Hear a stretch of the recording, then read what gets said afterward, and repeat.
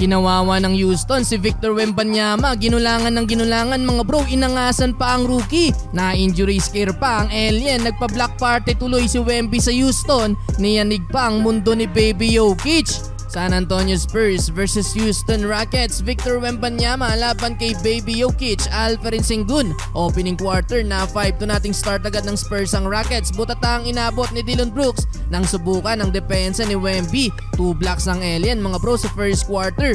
Unang puntos ni Wemby ay galing beyond the arc. Binuli naman dito ni Sengun ng rookie sa mala Jokic na galawan. Under 7-minute mark. Solid ang pagkakaroll ng ankle dito ni Wembanyama mga bro, pero tila walang inindang sakit ang rookie at tumayo na parang walang nangyari. Kitang kita sa replay na talagang malala yung pagkakaroll ng ankle mga bro, though good thing na okay lang ang rookie. After nyan, ginulangan naman ni Brooks si Wemby sa ilalim, tinulak, nawala tuloy sa depensa at easy 2 points para kay Jabari Smith. Bumawi na lang ng floater sa kabila si Wemby at butata kay Sengun. Uutakan sana sa ilalim mga bro, pero hindi kumagat sa fake ang rookie. Huli tuloy ang tira, 5 points, 5 rebounds with 2 blocks para kay Wemby. Lamang din ang 2 points ang San Antonio, 21-19. Second quarter, first assist ni Wemby. Gandang no-look pass para sa bukas sa ilalim mga bro na si Cedi Osman. Pero sunod na nangyari, Uncle Jeff, inangasan si Wembanyama. Pinakain na ng bola ang rookie mga bro, napag-commit pa ng foul. Decent minutes ang naibigay ng veteran na si Jeff Green, 12 points sa loob ng 10 minutes. Lahat ng yan sa second quarter niya lang nakuha. Nakatulog ang depensa ng Houston mga bro, na libre sa ilalim ang alien. Easy dunk na yan kay Wemby. Yun nga lang, after ni Jeff Green, si Jabari Smith Jr. naman ang nag-angas sa rookie. Sinigawan mga bro, matapos si bully ang depensa ni Wembanyama, though hindi pumayag si Wemby na walang bawi. Butata na ang sunod na atake ni Jabari Smith. Huli din ang tira dito ni Tari Eason. Nakabawi din si Wemby kay Uncle Jeff, pang 5 blocks na yan para sa rookie.